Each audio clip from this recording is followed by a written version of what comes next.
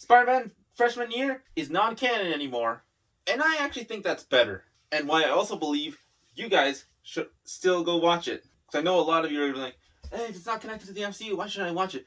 First of all, it's Spider-Man. Why wouldn't you watch it?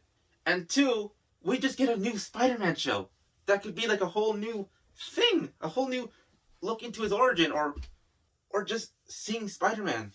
And having things look similar to what the MCU went through, not really. Like showing Norman Osborn actually being the mentor of Peter, because this is actually how I kind of figured it wasn't going to be canon. When I saw Norman Osborn in the place of where Tony Stark was in Civil War when they introduced Peter. And having that kind of changes everything. Because I don't think Norman Osborn is gonna know that Peter is Spider-Man in this one. He's gonna see, oh, this is a smart boy. He should learn the ways I know. And maybe show the difference between them. That, Norman is a little more me.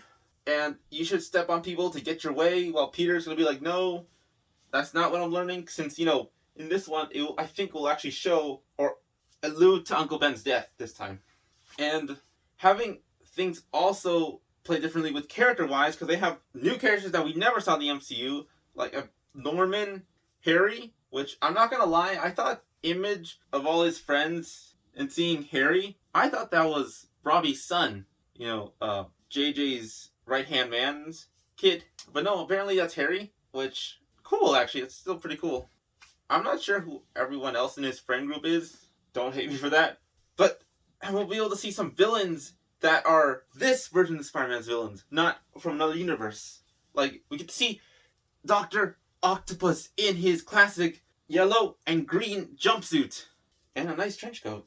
He looks very snazzy with that square chin and that lab coat. Looks nice. And then seeing, I think, that big guy with Ox, and those other guys were next to him were also the Enforcers. I'm not completely sure. And I have a question.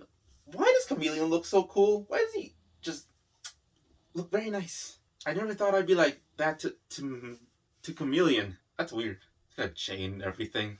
Black everywhere. But there is one guy where his outfit does look weird to me, and it's Scorpion. I know it's trying to look more like the original comics outfit of Scorpion, but it just doesn't look right to me. Like, especially with the exposed neck. Maybe that's just a me thing. I just don't like outfits with exposed necks as much. But yeah, it just looks kind of weird to me. I know I didn't forget that they changed Norman Osborn's race. I personally don't really care. It's actually kind of cool, because he gets his waves! His actual waves from the comics. And if that's how we have to get it, then go for it! I just wish Harry also got them waves. The exact way. And this is why I believe it's going to be better being its own thing, because you get to introduce characters that weren't introduced in the MCU, and you won't have all the problems that the MCU has that got stuck in because of the way they were going. They get their own new path through this one show. But if they are having more seasons, why is it called freshman year? Like, is it just going to take place in his freshman year? Because that just seems a little odd to me. Unless they're going to keep changing the show's title every season, or whatever a season's length and time is for this universe. But also seeing Peter, his round glasses, which is nice, and he actually feels like he actually looks like a modern day kind of nerd, but with still the emphasis of the 60s, especially with the art style, which I forgot to mention. That is really nice. It looks like the Steve Ditko, or like just the 60s art, I should say. And everything is bright and colorful. Finally, we need that. Why is it only in animation where we get bright and colorful? There is something that I'm kind of hoping they don't do too much just to sell toys, which they probably are, even if it's only for a little bit, are the multiple outfits we saw. Like we got like costumes that he gets in this one storyline from Sensational Spider-Man. I think it's called Identity Crisis. I've never actually read the story. Comment down below if you actually read it. Tell me if it's good. But yeah, they actually have the outfits from those stories where Peter actually has to go on a run and pretend to be different characters that he made up. Like Dusk, he's supposed to be like the villain of his identities. He's all black. You got Ricochet with another hero, but he's just using his agility instead of, his webs or stickiness. And you got someone like Hornet, who has wings and like a whole bulky suit. And then you got this other one. I always forget his name. Maybe I'll write it in post.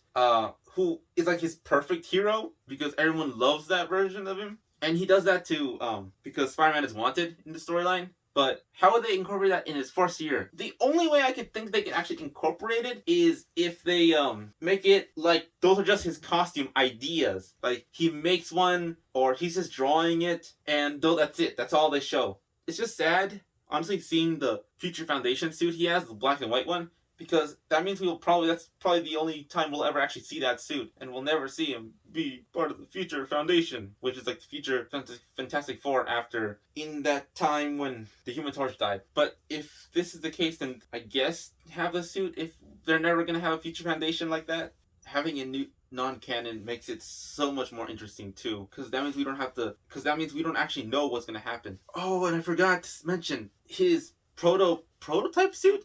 I hate it. I just gotta say that sucks. Like, I get this is alternate universe that things play differently, but that suit is trash. Like, they could have at least done something similar to that homemade suit he had in Homecoming, because that was awesome. But now he just got like a football jersey kind of thing, or soccer. I'm not sure what it is. It was a spider. It looks terrible. And one thing I actually really like is the backpack web shooters. Like, that's actually a good way of showing, yeah, this is the actual prototype of what the webs were like. Instead of just the little, here you go, webs. It actually looks really nice with that little addition there. Like maybe something happens in battle where he actually has to fight him and it turns out it's really restricting, or someone cuts it off, he loses webs, and that's where he gets the ideas to put it on his arms. And, find a better use for them like that. But see, there's so many things you could do with that. Like, I'm just guessing, but that's what we need. Something that's unpredictable. At least somewhat unpredictable. And those are actually my thoughts on Spider-Man freshman year, and why I actually think better non-canon, and why you should still watch. Well, this is Dudamite.